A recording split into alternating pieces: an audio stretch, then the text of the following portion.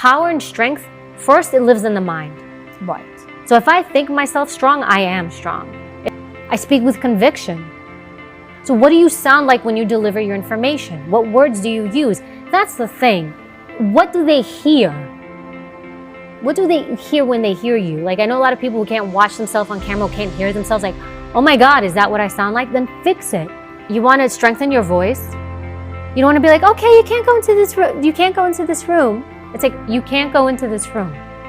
You have to defend yourself. Like, I am not about violence. Like, you know, violence is like such an obvious way to fight. And quite frankly, it's a very insecure way to fight. People who are overly aggressive and violent because you're so afraid and you feel like it's like overcompensation. And I feel like if I'm going to waste my energy on you, it better be worth it. It's me first. I have to have self-control. If I don't have self-control over myself, if I cannot master myself, forget about the outside world. So it always has to begin with you. So knowing that I am hot-headed and knowing that my first inclination is to tell people to go fuck themselves, which is true, I know that I have work to do. So I'm very aware of that, and I'm very aware that that is not the right thing to do. We would fight all the time, and then one day I'm like, why am I fighting with all these people? Why am I trying to convince everybody of what I think? I'm like, and I really started to have like this thoughtfulness, because if you're fighting with everybody, if you're having problems at work, you're having problems at home, you're having problems with friends, if you're having problems with everybody, there's one common denominator, and it's me, and I would see that. And so I was like, I gotta reel me in. Plus, like, it's exhausting. And I have no time. I realize I'm wasting energy fighting with people. And I'm not saying that some people don't deserve to be put in their place, but I guess I look at it like, are you worth my time?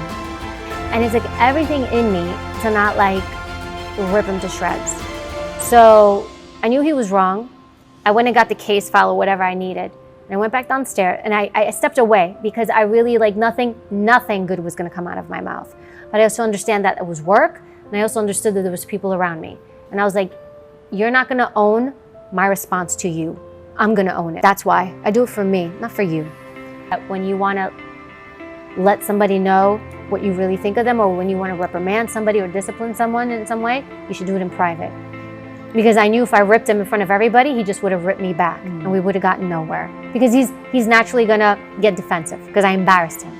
Shame is a big thing, but you choose when and how you respond. And so for me, it's like, I own what I'm going to do. I can't own what you do, but I can own what I do. But when I feel that rage, because I feel it all the time, when I can, I step away. There are certain standards that I create for myself. So it kind of goes back to what you said about treatment. And I say you get what you tolerate. So if I know someone's lying to me, I'll be thoughtful as far as why they're lying to me, because sometimes people will lie out of fear. They'll lie because they're ashamed. And I will work to see if that person will be truthful with me or if they hold back for a reason. But when somebody lies and they really hurt me, betray me, at least for me, Lisa, I'll tell you this, when I'm done, when I make that conscious choice to be done with someone, I'm done with them. But you also have to have enough common sense to know when to walk away, when to know when to be done. If somebody's lying to you, you walk away.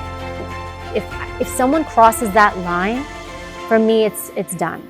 If somebody has it in them to harm you in such a significant way, why on earth would I ever want to repair that? I also can't bring you back in. It's just like, look, it's done. Just go. And then I think that's more powerful. And you don't even have to tell people. I've cut people out of my life silently. Why do I have to tell you? I just pull back, and then one day it's like, she's not around anymore. This is the thing, you have to experience things. We don't want to suppress stuff, because you suppress it, it's going to manifest itself in other ways. So you are allowed to do whatever it is you need to do to move through it. So I do that. Like, I have moments where I'm like heated and angry. I'm not like kumbaya all the time, like, you know, no, like I'll go through it. I may spend a week in rage, but then I know, like, don't have too much contact with people, like if it's that deep of a thing. But I've developed over time, again, resiliency and habit. It's just habit, repetition. You bounce back, you bounce back. You also, like, and I say this in the book, don't be surprised. Everybody at the end of the day is looking out for their self-interests. They really are. Not because they're bad people, they just are. And if somehow you get in the way of that, you might get either pushed to the side or bulldozed completely. And so you have to understand that. So when you see it from that perspective, it gives it a little bit of logic. I mean, you understand the pain of it, but you shouldn't be surprised. You shouldn't be like, I can't believe it. It's like, I get it. You can say that to a point, but then you know what? Let's move on, because then you get into that victim mentality. And that's a really dangerous place to live. I know a lot of people who live there, or I've experienced a lot of people who live there. I've kind of like tippy-toed into that place myself, like when I was much younger, and I'm like, I'm not living in this space. I'm not gonna be a victim. You know, I don't like that word. And so for me, the language I use in my mind is so powerful. Like I'm really thoughtful, of what I consume, what language I use.